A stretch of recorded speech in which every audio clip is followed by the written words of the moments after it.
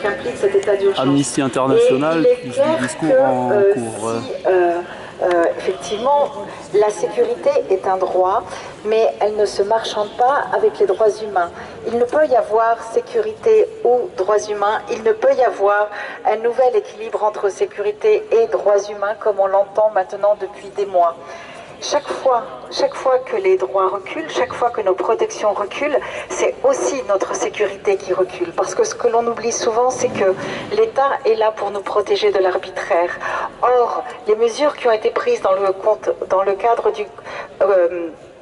de l'état d'urgence et qui ont été prorogées le 20 novembre et qui viennent de l'être encore jusqu'à la fin mai, eh bien on le voit bien à travers les perquisitions, à travers les assignations à résidence. Dès lors qu'on supprime le contrôle a priori d'un juge, eh bien on risque l'arbitraire et c'est ce qui s'est passé dans de très nombreux cas. C'est pour ça que nous demandons en France, mais aussi dans tous les pays européens, parce que malheureusement ce que nous constatons, c'est que suite à ce qui s'est passé en France et aux mesures qui ont été prises, d'autres États sont en train de prendre la même voie, ce qui est un danger dans le cadre de l'Union européenne. Donc ce que nous demandons, c'est l'arrêt immédiat de l'état d'urgence et qu'il ne soit prorogé sous aucune forme, parce que nous ne pouvons accepter un recul sur nos libertés. Merci beaucoup.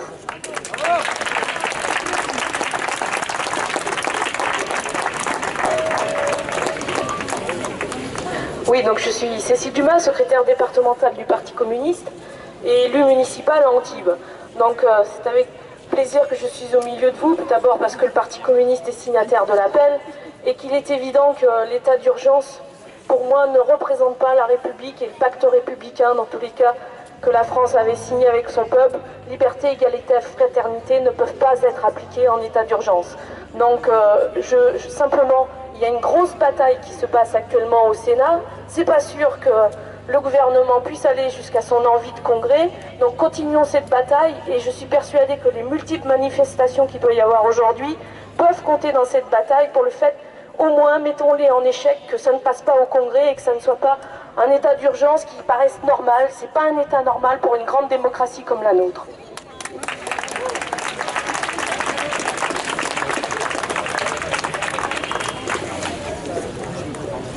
Oui, bonjour à tous, c'est Fen Gazet, je suis avocat au barreau de Nice. Donc je suis venu ici, on m'a demandé d'intervenir pour parler des cas très concrets que mène l'état d'urgence. Pourquoi les cas très concrets? Parce que tout simplement je suis confronté à la réalité par les assignés à résidence ou les perquisitionnés ici dans le département des Alpes-Maritimes. Et ce que je remarque, c'est qu'au-delà de la théorie, on a tous vu les chiffres qui disent qu'il y a eu depuis l'état d'urgence près de 3800 perquisitions pour seulement, il me semble, une ou deux instructions en matière terroriste.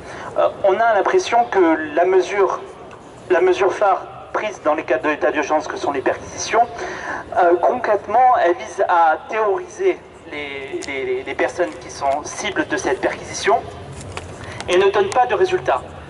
Vous avez entendu parler, je pense, ici à Nice, le cas d'une famille qui s'est fait perquisitionner, pas très loin, je crois, rue Marceau, ici dans le centre-ville de Nice. Elle s'est fait perquisitionner. On s'est rendu compte, lorsque les policiers sont rentrés, qu'ils s'étaient trompés de domicile. Mais en plus de faire cette erreur de se tromper de domicile, ils ont surtout blessé une jeune enfant, une jeune fille, qui a dû être hospitalisée pour les suites de la perquisition, puisque vous savez comment malheureusement les policiers interviennent.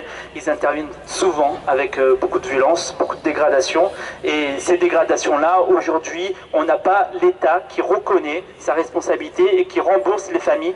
Les demandes indemnitaires que j'ai pu faire dans le cadre de l'état d'urgence pour demander remboursement des frais de réparation, notamment, vous imaginez, vous faire fracturer votre porte, vous faire défoncer votre bibliothèque, vous faire retourner toute votre maison, même si on ne trouve rien, même si on n'a aucun élément concret contre vous, lorsque vous demandez à la préfecture, lorsque vous demandez à l'État de vous rembourser, de vous indemniser pour les frais de serrurier, qu'est-ce qu'on vous répond?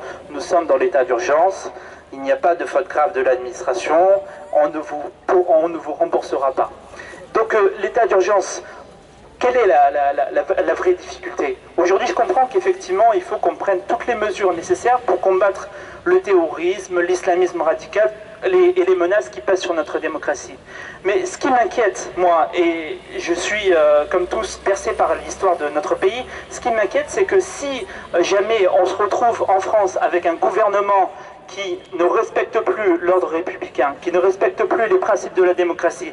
Et chacun a des critiques à faire sur l'actuel gouvernement, mais supposons sur un gouvernement plus extrémiste, plus inégalitaire, que fera-t-il? Il utilisera les armes et les dispositions qui existent dans l'état d'urgence pour pacifier la population, mais quand je dis pacifier, c'est dans le sens que chacun connaît par rapport à la guerre d'Algérie, donc c'est neutraliser l'opposition.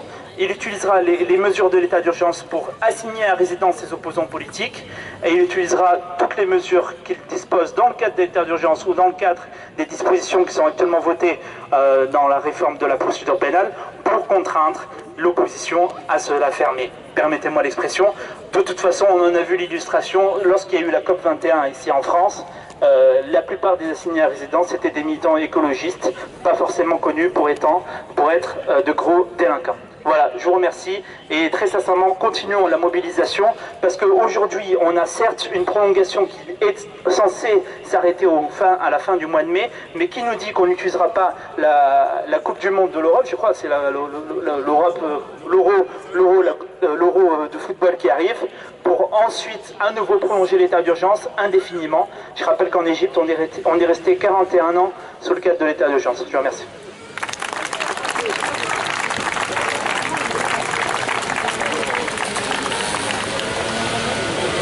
Bonjour, donc Olivier Silam pour la FSU. Je vais dans le prolongement de ce qui a été dit. L'état d'urgence, normalement, c'est un état d'exception. À partir du moment où on le prolonge et où on voit Manuel Valls dans une interview à BBC qui dit que l'état d'urgence se prolongera aussi longtemps qu'on n'aura pas vaincu Daesh, ça veut dire que l'exception devient la règle. Et ce n'est pas acceptable. Et quant à savoir si pendant l'Euro de football on va s'en servir pour empêcher des manifestations, c'est déjà le cas. Traditionnellement, l'inter-LGBT organise le dernier week-end de juin la marche des fiertés à Paris. Elle ne pourra pas se tenir le dernier week-end de juin parce qu'il y a des matchs de l'Euro. Voilà. Donc l'état d'urgence, c'est faire passer tout ce qui est du social et du sociétal après le commerce. C'est ça l'état d'urgence aussi. C'est effectivement, on nous dit, mais aujourd'hui vous avez pu manifester. Oui, mais aujourd'hui, bon, bah, il ne peut pas trop nous empêcher parce que on n'est pas très nombreux aussi, il faut le dire. Et puis, ils n'en sont pas encore au niveau où ils vont empêcher toute manifestation, mais ils peuvent mettre des entraves à des manifestations parfaitement légales, parfaitement correctes. Ils peuvent le faire, ils l'ont fait pour la COP21, ils vont le faire au mois de juin, pendant qu'il y aura l'Euro. Vous allez voir qu'ils vont interdire toute manifestation. Et cela n'est pas acceptable. Et ça veut dire que cet état d'exception qui dure, veut dire qu'on va devoir vivre et apprendre et s'habituer à vivre dans cet état d'exception. Je suis désolé, moi je ne me résous pas à voir des policiers habillés en Robocop partout, des militaires armés partout, etc., etc.